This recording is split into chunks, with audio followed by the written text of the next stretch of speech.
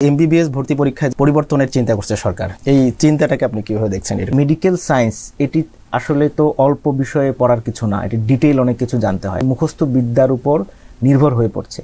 Medical সেক্টরে যে তখন কিন্তু তার অনেক ডিটেল সবকিছু জানতে হয়। একটা অল্প জিনিস ছেড়ে দিলাম, এই জিনিসটা পড়লাম বা পাশ করার জন্য শুধু পড়লাম, এটি হলে কিন্তু সে হয়তো পাশ করে যেতে পারবে, কিন্তু ভালো একজন চিকিৎসক হতে পারবে না। যিনি এক্সামিনার আছে তিনি সে স্বচ্ছ কিনা, তিনি আসলে জবাবদিহিতার মধ্যে নিজেকে রাখছেন কিনা। তো বিগত দিনে আমরা অনেক নিয়োগ দেখেছি, এই নিয়োগগুলোকে কিন্তু স্বজনপ্রীতির একটা বড় একটা অভিযোগ ছিল, দুর্নীতির অনেক অভিযোগ ছিল। এই যে আলাদা করে দেওয়ার যে একটা চিন্তা চলছে বা আলোচনা হচ্ছে, আলোচনাটা আপনি কিভাবে দেখেন? আসলে এরকম কোনো সম্ভাবনা থাকবে কিনা? যত পদ্ধতিই বের করেন, আপনার মধ্যে স্বচ্ছতা জবাবদিহিতা যদি আপনি স্পেসিফাই করতে না পারেন, নিজেকে ওখানে বসাতে না পারেন, কিংবা বন্ধেরও ব্যবস্থা করতে না পারেন, তাহলে আসলে কোনো পদ্ধতি যেদিকেই যান আপনি সেদিকেই কিন্তু একটা বড় লুপ তৈরি হবে একটা না একটা সময় পরে যে।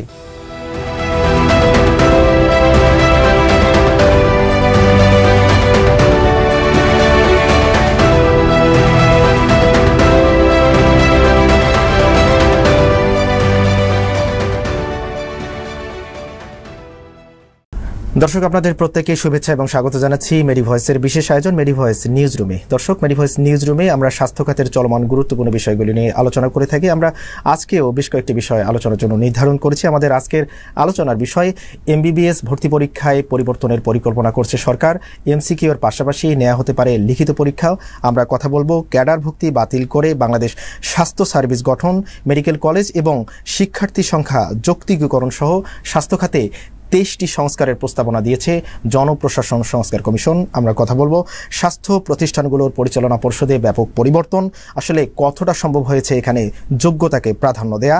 জুলাই আন্দোলনে আহতদের সুচিকিৎসার দাবিতে বারবার আন্দোলন, আসলে ঘাটতিটা কোথায় এবং সরকারের কি করণীয় ছিল? এসব বিষয়গুলি নিয়ে কথা বলার জন্য আমাদের স্টুডিওতে উপস্থিত রয়েছেন জনপ্রিয় স্যাটেলাইট টেলিভিশন মাছরাঙ্গা টেলিভিশনের জ্যেষ্ঠ প্রতিবেদক এবং বাংলাদেশ হেলথ রিপোর্টার্স ফোরামের সাংগঠনিক সম্পাদক মাহমুদ কমল। কমল ভাই, আপনাকে স্বাগত। আপনাকে অনেক ধন্যবাদ।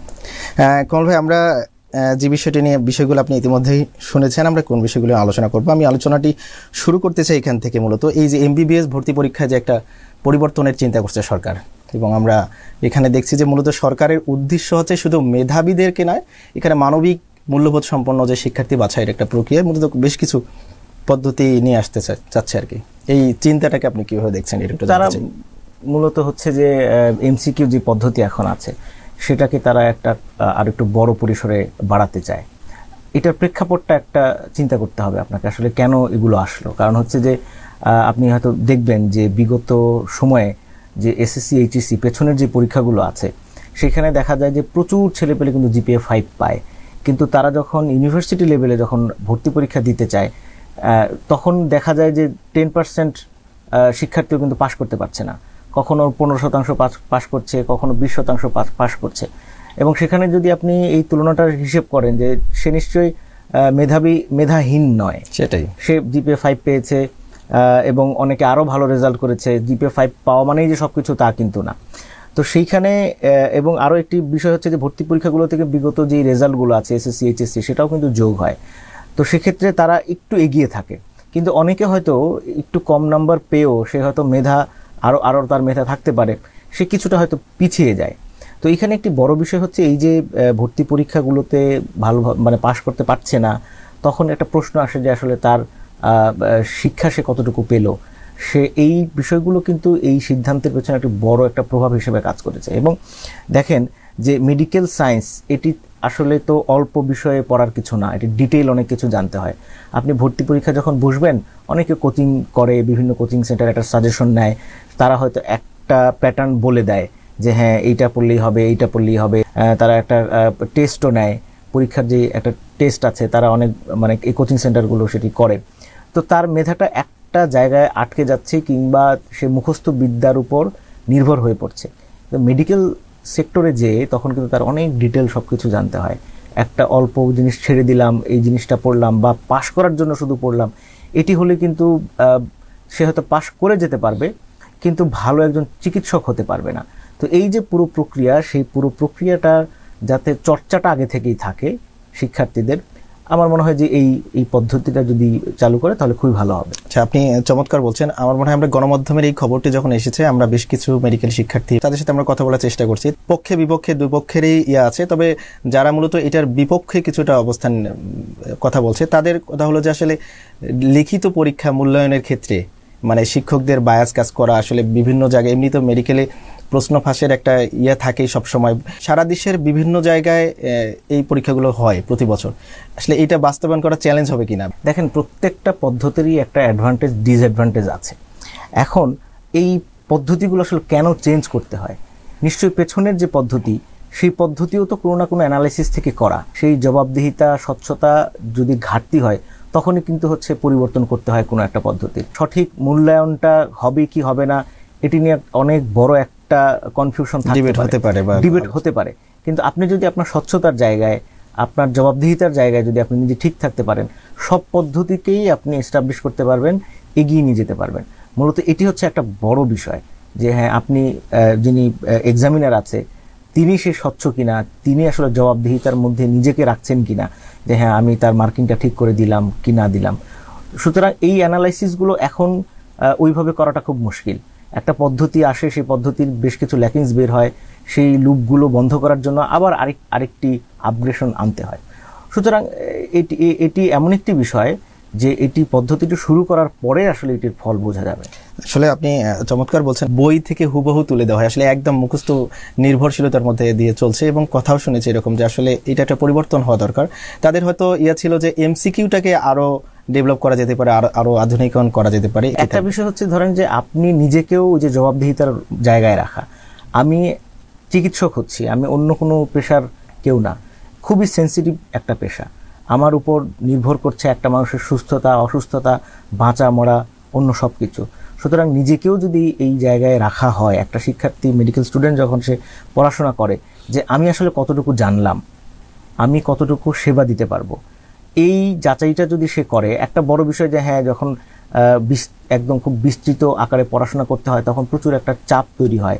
সেই চাপটা কিন্তু আগে থেকে যদি আমরা করে আসি এসএসসি এইচএসসি লেভেলে, আমি বলছি না যে খুব বেশি পরিমাণে চাপ দিতে হবে, একটা সহনীয় মাত্রা সেটা নিজেকেই বের করে নিতে হবে। এবং যারা নীতি নির্ধারক আছে তাদেরও একটা অ্যানালাইসিসের বিষয় যে হ্যাঁ বেশি চাপ হয়ে যাচ্ছে কিনা। অবশ্যই সেটি ভারসাম্যপূর্ণ করেই সেই সিদ্ধান্তগুলো নেওয়া হবে।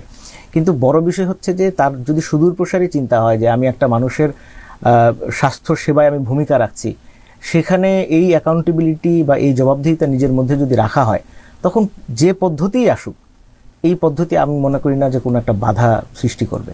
কারণ যে একটা মানুষের যখন সেবা দিতে হয়, এবং এটা তো আগেই বললাম যে এটি একটি সেন্সিটিভ পেশা, হ্যাঁ, একটু ভুলের জন্য অনেক কিছু হয়ে যেতে পারে।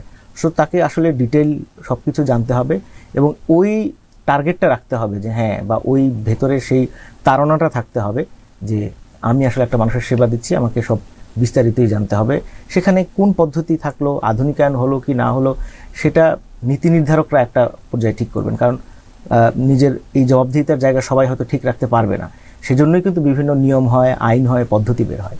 আসলে আপনি আসলেই চমৎকার বলছেন। যদিও এই সিদ্ধান্তটি এখনো আলোচনার মধ্যেই আছে, এখন এটা বাস্তবায়ন হচ্ছে না। আমরা যতটুকু শুনতে পেরেছি এটা 2 বছর পর হয়তো হবে, মানে এটা বাস্তবায়ন হতে পারে এবং এর মধ্যে কিছু বিশ্লেষণ অনেক আসবে, অনেক সিদ্ধান্ত যোগ বিয়োগ হবে। চিকিৎসকদের ক্যাডার ভুক্তি, যে স্বাস্থ্য ক্যাডার যারা ছিল তাদের ক্যাডার বাতিল করে নতুন আরেকটি বাংলাদেশ স্বাস্থ্য সার্ভিস গঠন করে এই স্বাস্থ্য জনপ্রশাসন যে সংস্কার কমিশন, তারা মূলত 23টি সংস্কারের প্রস্তাবনা দিয়েছে। আমি শুধু প্রস্তাবনাগুলো এক এক করে কয়েকটা আলোচনা করব। এই প্রস্তাবনা নিশ্চয়ই আপনি দেখেছেন? হ্যাঁ। আচ্ছা, তাহলে আমি এই প্রস্তাবনাগুলোকে আপনি কিভাবে দেখছেন, আপনার একটু মূল্যায়ন জানতে চাই শুরুতে। দেখেন, স্বাস্থ্য সার্ভিস বেসিক জায়গায় যদি আমরা আসি বিষয়টা, যে আমরা করোনার সময়ে বেশ কিছু ক্রাইসিস দেখেছি যে চিকিৎসক নিয়োগ দেওয়া লাগবে, প্রচুর চিকিৎসকের যে ঘাটতি সেটি খুব বড় পরিসরে সামনে এসছে। তখন আমরা দেখেছি যে বিসিএস থেকে যাদের নিয়োগ দেওয়া হয়েছে এর পেছনে যারা ওয়েটিংয়ে ছিল তাদেরকেও কিন্তু তখন সেখানে ইনক্লুড করা হয়, তাদেরকেও বিভিন্ন জায়গায় পদায়ন করা হয় তাদের। তো এইসব বিষয়ে যেটি হয়েছে যে এই যে পিএসসির আন্ডারে থেকে এই বিষয়গুলো অনেক সময় দেখা গেছে যে পিএসসি একটা প্রশাসনিক ক্যাডার বা অন্য যেই ক্যাডারগুলো আছে, শিক্ষা ক্যাডার বা পররাষ্ট্র ক্যাডার যাই বলি, এইসব ক্যাডারগুলোকে তারা যখন নিয়ন্ত্রণ করে, এর থেকে একটু ভিন্ন কিন্তু স্বাস্থ্য ক্যাডার। চিকিৎসকরা অনেক সময় বলেছেন যে অনেক, এটা হয়তো ডিবেট থাকতে পারে চিকিৎসকদের মধ্যে, কিন্তু অনেক বেশিরভাগ চিকিৎসকরাই বলেছেন যে হ্যাঁ, এটি যদি আলাদাভাবে কমিশন করা হয় এটা তাদের জন্য সুবিধা হবে, কারণ তাদের দুঃখ দুর্দশা বা তাদের যে প্রয়োজনটা সেইটা এই কমিশন বুঝবে, তারাও প্লেস করতে পারবে, যাতে চিকিৎসকরাই এটা ডিল করেন। এই রকম একটি চাওয়া হচ্ছে চিকিৎসকদের আছে। কারণ হচ্ছে যে শুধু এই চিকিৎসা পেশাতে ঢোকার পরে পেশা জীবনের উন্নয়নের জন্য বেশ কিছু প্রশিক্ষণের প্রয়োজন হয়, তার হচ্ছে টেকনোলজির প্রয়োজন হয়। তো এই যে এই সব কিছু চিন্তা কিন্তু শুধু একটা নিয়োগ দেওয়ার মধ্যেই সীমাবদ্ধ না। আমি কাকে নিয়োগ দিচ্ছি, তার সঠিক মূল্যায়ন হচ্ছে কিনা, আমি সঠিক ব্যক্তিটাকে মূল্যায়িত করতে পারছি কিনা নিয়োগের ক্ষেত্রে, এই বিষয়গুলো কিন্তু অনেক সময় পিএসসির জন্য এটি কন্ট্রোল করা খুব মুশকিল হয়ে যায়। কিন্তু আলাদা যদি সার্ভিস কমিশন গঠন হয়, সেখানে চিকিৎসকরা সেখানে প্রাধান্য পাবেন এবং তারা ভালো বুঝবেন যে আমার কোন মেধার লোকটাকে নিতে হবে এবং তাকে দিয়ে আমি কত দূর পর্যন্ত চিকিৎসা ব্যবস্থাটাকে এগিয়ে নিয়ে যেতে পারবো। বর্তমান যে বিদ্যমান যে ব্যবস্থা আছে বাংলাদেশ পাবলিক সার্ভিস কমিশনে, বলা চলে কিছুটা অন্যান্য নিয়োগ প্রক্রিয়ার চেয়ে কিছুটা স্বচ্ছতা, মানে অনেক সবাই বলে এটা কিছুটা স্বচ্ছতা। সেক্ষেত্রে চিকিৎসকদের কিন্তু বিগত দিনে আমরা অনেক নিয়োগ দেখেছি, আপনি নিঃসন্দেহে এগুলো জানেন। এই নিয়োগগুলোতে কিন্তু স্বজনপ্রীতির একটা বড় একটা অভিযোগ ছিল, দুর্নীতির অনেক অভিযোগ ছিল। এই যে আলাদা করে দেওয়ার যে একটা চিন্তা চলছে বা আলোচনা হচ্ছে, এই আলোচনাটা আপনি কিভাবে দেখেন? আসলে এরকম কোনো সম্ভাবনা থাকবে কিনা? দেখেন, ওই যে একই কথা আসে যে আপনি আসলে কত সুদূর প্রসারে চিন্তা করছেন। আপনি যত পদ্ধতিই বের করেন, আপনার মধ্যে স্বচ্ছতা জবাবদিহিতা যদি আপনি স্পেসিফাই করতে না পারেন, নিজেকে ওখানে বসাতে না পারেন, কিংবা নীতি নির্ধারক যারা আছে সরকারি পর্যায়ে তারা সেটি বন্ধেরও ব্যবস্থা করতে না পারেন, তাহলে আসলে কোনো পদ্ধতি যেদিকেই যান আপনি সেদিকেই কিন্তু একটা বড় লুপ তৈরি হবে একটা না একটা সময় পরে যে। তো সেটি বন্ধ করার জন্য আসলে যেহেতু মানুষ ভুল করে, মানুষ আইন ভাঙে, সেই জন্যই কিন্তু নতুন নতুন পদ্ধতিগুলো যুক্ত করতে হয়, আপডেট করতে হয়। তো এই যে স্বজনপ্রীতির কথা, এটি আসলে কিভাবে বন্ধ করা যায়, এটা যদিও শুধুমাত্র চিকিৎসকদের মানে ক্ষেত্রে না, সব ক্ষেত্রে এটার কিছু না কিছু আছে, প্রভাব আছে। হ্যাঁ, সেই জায়গা থেকে এটি আসলে একদম টোটালি আপনাকে সেই জায়গাগুলো ঠিক করতে হবে যে হ্যাঁ, আমি কিভাবে স্বজনপ্রীতি বন্ধ করতে পারি, মেধার সঠিক মূল্যায়ন কিভাবে করতে পারি, সেটি আপনি এটি নীতি নির্ধারকরা যেভাবেই এটি প্লেস করুক, নতুন পদ্ধতি বের করুক, এই জায়গাগুলোতে কিন্তু মানে খুব জোর দিতে হবে যে হ্যাঁ, সেখানে আপনি মনিটরিংটাও বাড়াতে হবে।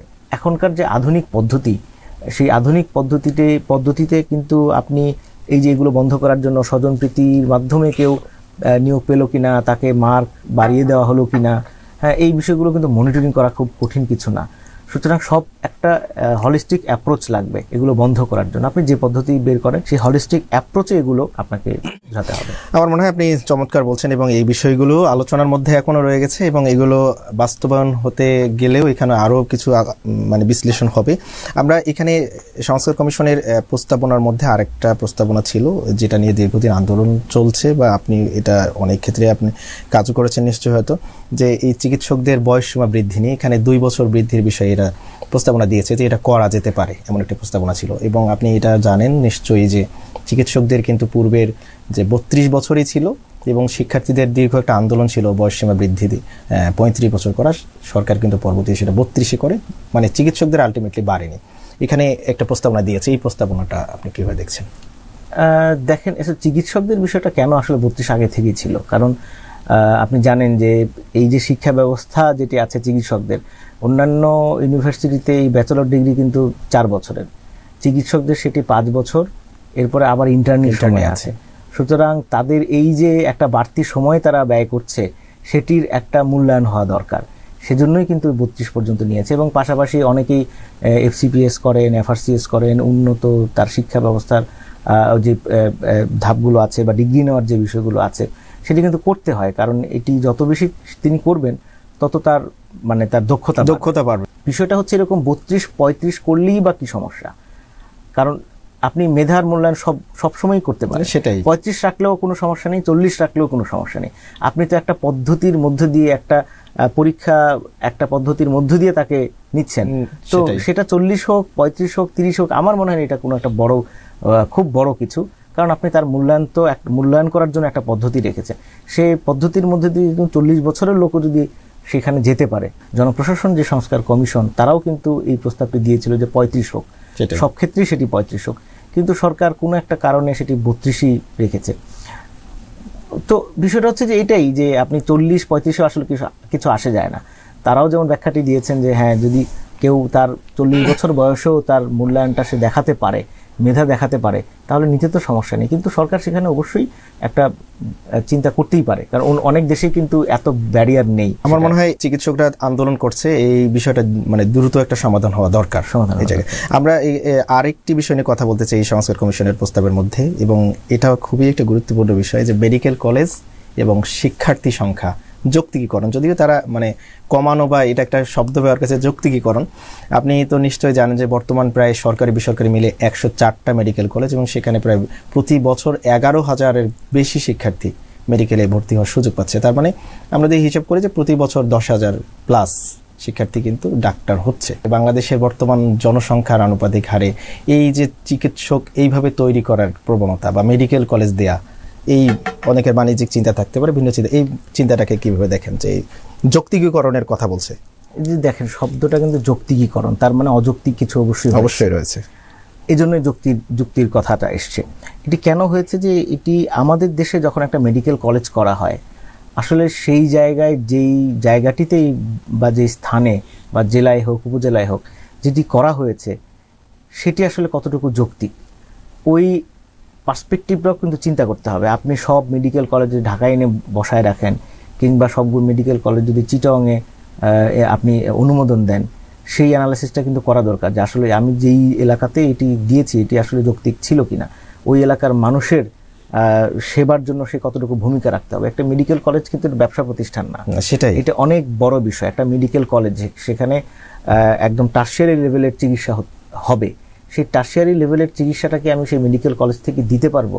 আমরা যদি কয়েকটা ধাপে চিন্তা করি যে মেডিকেল কলেজগুলোর শিক্ষা ব্যবস্থাটা আসলে কোথায় দাঁড়িয়েছে, সেখানে পর্যাপ্ত শিক্ষক আছেন কিনা, সেইখানে শিক্ষার্থীদের যে পরিমাণে লজিস্টিক সাপোর্ট দরকার, যে পরিমাণে একটা সমৃদ্ধ লাইব্রেরি দরকার, সেই লাইব্রেরি করার মতো সক্ষমতা সে করেছে কিনা বা হয়েছে কিনা, সেটা সে রেখেছে কিনা, এগুলো কিন্তু প্রাথমিকভাবেই দেখার বিষয়। এগুলো যদি এগুলো না দেখতে দেখতে যে অবস্থাটা হয়েছে, যে আমরা আন্তর্জাতিক পর্যায়ে এখন কিন্তু এমবিবিএস ডাক্তারদের কমে গেছে, অ্যাক্রিডিটেশন পাচ্ছে না, এবং তারা অনেক গবেষণায় তারা অংশ নিতেও পারছে না। এবং আমাদের দেশের সবচেয়ে বড় একটি ঘাটতি হচ্ছে যে এই গবেষণার যে পদ্ধতি, সেটি আমরা মেডিকেল চিকিৎসা মানে শিক্ষা ব্যবস্থাটাও রাখিনি, মানে মেডিকেল কলেজের স্টুডেন্টদেরকেও সেখানে অন্তর্ভুক্ত করা। তারা শুধু পড়ে যাচ্ছে, তারা একটা মানে জাস্ট পরীক্ষায় পাশ করার জন্য বা একটা পরীক্ষায় উত্তীর্ণ হওয়ার জন্য তারা পড়ছে। কিন্তু এইখানে যে একটি গবেষণার বিষয় থাকে, আপনি যদি দেখেন গবেষণা ছাড়া এই মেডিকেল চিকিৎসা বিজ্ঞান কোনো বিজ্ঞানী এগোতে পারবে না। আমরা সেখানে আসলে কোথায় দাঁড়িয়ে আছি, এবং আন্তর্জাতিক যেই মানদণ্ড আছে, যে শিক্ষা প্রতিষ্ঠানগুলোর মানদণ্ড আছে, সেখানে কিন্তু আমাদের কোনো মেডিকেল কলেজ নেই।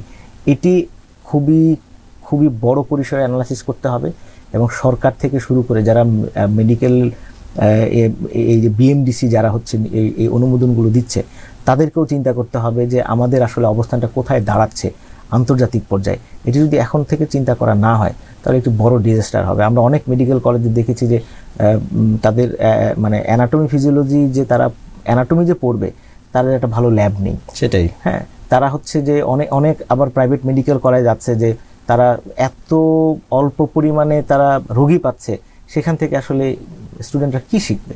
তো এই যে খুব গড়পড়তায় যেভাবে পেরেছে, রাজনৈতিক বিবেচনায় হোক, ব্যবসায়িক বিবেচনায় হোক, তাকে মেডিকেল কলেজ দেওয়া হয়েছে, এটির আসলে এখন একটা যৌক্তিক পরিবর্তনও দরকার। এবং পরিবর্তনটা কি, মানে আপনি যেগুলো মানোত্তীর্ণ না, সেগুলোর বিষয়ে কি সিদ্ধান্ত নেওয়া উচিত এই মুহূর্তে আপনি বলে মনে করেন? তাকে একটা প্রথমে সময় বেঁধে দিতে হবে যে তুমি এই সময়ের মধ্যে তোমার এই যে গ্যাপগুলো আছে সেগুলো পূরণ করো। তুমি যদি পূরণ করতে না পারো, তাহলে আসলে তোমার বৈধতা আমি দিতে পারবো না। তার বৈধতা এটা বন্ধ করে দেওয়া উচিত, বন্ধ করে দেয়। অনেক মেডিকেল কলেজ কিন্তু বন্ধ হয়েছে। সুতরাং আপনি যদি কঠোরও না হন, তাহলে এই গ্যাপগুলো কিন্তু কখনোই পূরণ করতে পারবেন না। এবং এই শিক্ষার্থী সংখ্যা মানে এই 10,000 প্লাস, মানে 11,000 প্লাস যে শিক্ষার্থী প্রতি বছর যে মানে মেডিকেলে, এই সংখ্যাটাও কি যৌক্তিক বলে মনে হয়, বা এখানেও কোনো পরিবর্তন আনা প্রয়োজন মনে করেন? পরিবর্তন তো অবশ্যই আনা প্রয়োজন। কারণ হচ্ছে যে আপনি একটি দিক যদি চিন্তা করেন, আমাদের কিন্তু চিকিৎসকের অনেক বড় ঘাটতি রয়েছে, কিন্তু সেই ঘাটতিগুলো আপনি দেখবেন যে কোথাও হচ্ছে অনেক ঘাটতি রয়েছে, আবার কোথাও হচ্ছে ওভারবার্ডেন হয়ে গেছে। আপনার সবকিছু কিন্তু ব্যালেন্স করা দরকার। আমি আগেই বলেছি যে একটি মেডিকেল কলেজ কিন্তু শুধু একটা মেডিকেল কলেজ না, সেটা টার্সিয়ারি লেভেলের ওদের বিশেষ যে সেবা দেওয়ার দরকার সেই সেবাটাও কিন্তু তার দিতে হবে। সুতরাং ডিস্ট্রিবিউশনটা সেভাবে হওয়া উচিত যে আমার কোন মেডিকেল কলেজ কোথায় কোথায় হচ্ছে আমি স্থাপন করব, এবং সেখানে আমার কি পরিমাণে হচ্ছে যে শিক্ষার্থী আমি এখানে আসন সংখ্যা রাখবো।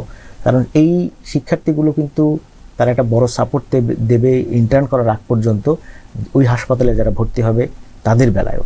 এবং আপনি এই সংখ্যাটা যৌক্তিক হারে বাড়ানো উচিত, কারণ ডাব্লিউএইচওর কিন্তু একটা মানদণ্ড আছে যে একটা দেশে কি পরিমাণ আসলে চিকিৎসক, কতজন জনসংখ্যার উপর কতজন চিকিৎসক প্রয়োজন, সেইটা অ্যানালাইসিস করে আমাদের যেই উপজেলা বা জেলা লেভেলের যে জনসংখ্যা আছে সেটার উপর বেস করে কিন্তু সেটা একটা ভারসাম্য করা উচিত, যাতে কোথাও ওভারবার্ডেন হয়ে না যায়, কোথাও যাতে ঘাটতিও তৈরি না হয়।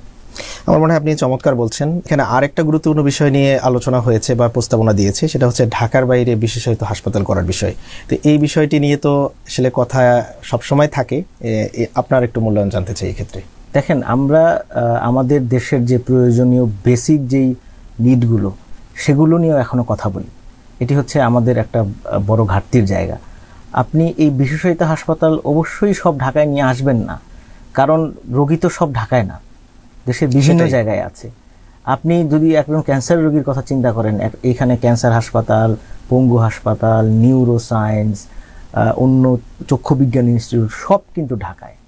আপনি হচ্ছে একটা ক্যান্সার রোগী, সেই আপনি হয়তো জানেন যে বেশ কয়েক বছর আগের যে গবেষণা, যে কৃষকদের মধ্যে কিন্তু ক্যান্সার বৃদ্ধি পাওয়ার প্রবণতা খুবই প্রকট আকার ধারণ করেছে। এই কৃষক হচ্ছে যে সে প্রান্তিক পর্যায়ের কৃষক, সে ঢাকায় এসে আসলে চিকিৎসা যদি নিতে যায়, এখানে যে পরিমাণে চাপ তৈরি হয়েছে তাকে হয়তো 2 দিন 3 দিন, কিছু কিছু ক্ষেত্রে 1 সপ্তাহ পর্যন্ত থাকতে হয়। এই যে একটা খরচের বোঝা, এটা এই জন্যই বোঝা বলছি, কারণ এইটি যদি হচ্ছে তার এলাকাতে অন্য জায়গায় যদি হতো, এই যে ঢাকায় থাকার খরচটা যেটা আছে সেটা কিন্তু ওভারবার্ডেন। আপনি নিশ্চয়ই দিনাজপুরে যে থাকার খরচ, ঢাকায় থাকার খরচ এক হবে না অবশ্যই, কিংবা হচ্ছে রংপুরে থাকার খরচ, কিংবা অন্য যে জেলার কথাই বলি সেখানে থাকার খরচ আর ঢাকায় থাকার খরচ কিন্তু এক না। সো এই যে ঢাকামুখী সে হচ্ছে তার সে যথাসময় চিকিৎসা নিতে একটা বড় ভোগান্তিতে পড়তে হচ্ছে, এবং এখানে থাকা খাওয়া নিয়ে একটা সমস্যা তৈরি হয়েছে, এবং সে অনেক সময় তার এই যে খরচের যে বিষয়টি সেটিও একটা তার ওভারবার্ডেন তৈরি করছে। এটি সাশ্রয় হলে হয়তো সে এই টাকা দিয়ে তার চিকিৎসা সেবার অন্য কোনো খাতে সে ব্যয় করতে পারত।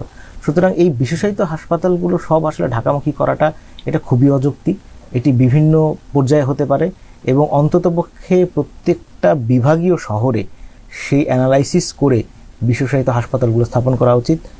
তাও যদি করা সম্ভব না হয়, তাহলে এই বিভাগীয় হাসপাতালগুলোতে বা বিভাগীয় পর্যায়ে বিশেষায়িত হাসপাতালের একটা সাবসেন্টার কিংবা বেশ কিছু একটা ছোট করে হলেও একটা পরিসরে একটা ভবন করা উচিত। বেশি সংখ্যক মানুষ সহজে সুলভ মূল্যে কিভাবে সরকারি সেবাগুলো পেতে পারে, এই অ্যানালাইসিস এখনই করে যেতে হবে। কারণ আমরা দেখেছি যে রাজনৈতিক প্রেক্ষাপট চেঞ্জ হওয়ার পরে কিন্তু আসলে অনেক কিছু চেঞ্জ হয়ে যায়, অনেক প্ল্যানিংয়ের চেঞ্জ হয়, বাস্তবিকভাবে অনেক কিছু সম্ভব হয় না। সুতরাং এই অন্তর্বর্তী সরকারের একটি বড় সুযোগ যে হ্যাঁ, এই জায়গাগুলোতেও তিনি একটা এমনভাবে সংস্কার করে যাবেন বা এমন একটা সিদ্ধান্ত নিয়ে যাবেন যে একটা রোডম্যাপ করে যাওয়া, যেটি পরবর্তী সময় আসলে এই রাজনৈতিক বা নির্বাচিত সরকার যারাই আসে তারা সেটি যাতে বাস্তবায়ন করতে পারে।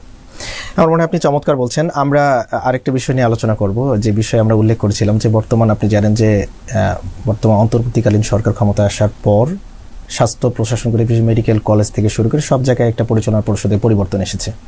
আসলে বাংলাদেশের একটা দীর্ঘ কালচার, আমরা এটা শুনে থাকি যে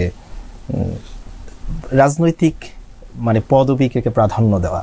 তো এটার একটা কিন্তু সুযোগ ছিল, এই সুযোগটা কতটা বাস্তবায়ন হলো, যে যোগ্যতাকে প্রাধান্য দেওয়া পরিচালনা পরিষদগুলোতে যারা নেতৃত্বের পর্যায়ে আসছে এই মুহূর্তে, তো এইটা কতটা বাস্তবায়ন হলো বলে আপনার মনে হয়?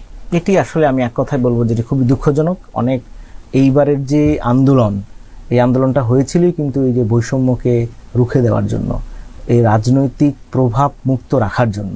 7 মাস পরে এসে আসলে আমরা সেটি দেখতে পাচ্ছি না। অনেক জায়গায় রাজনৈতিক বিবেচনায় তাদেরকে নিয়োগ দেওয়া হয়েছে।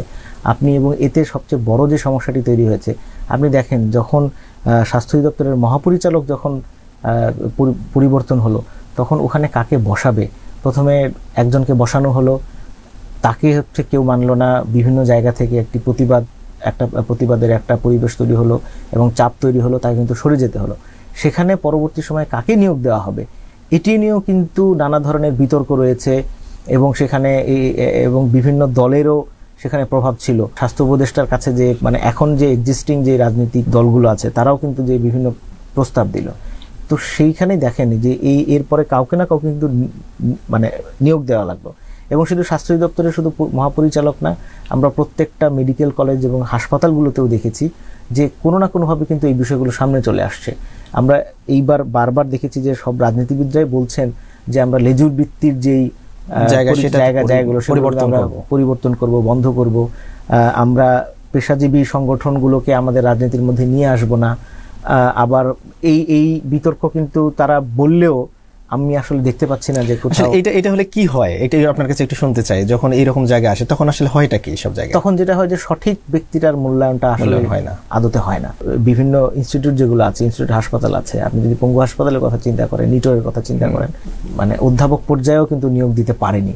এটি অনেক বড় একটি ঘাটতি বলা যায়। কারণ হচ্ছে যে বিগত সরকারের আমলে দেখা গেছে যে এইসব জায়গাগুলোতে বসতে তার যেভাবে মান উন্নয়নটা দরকার, সেখানে হয়তো ভিন্ন মতাদর্শে যারা আছে তাদেরকে সুযোগ দেওয়া হয়নি, যার কারণে একটা বড় ভ্যাকুয়াম তৈরি হয়েছে যে হ্যাঁ এখন আমি এখানে কাকে বসাবো, সেই একদম মানে তার মানের একজন চিকিৎসককে আমি পাচ্ছি না। এইখানে এই যে একটা বড় ঘাটতি তৈরি হয়েছে।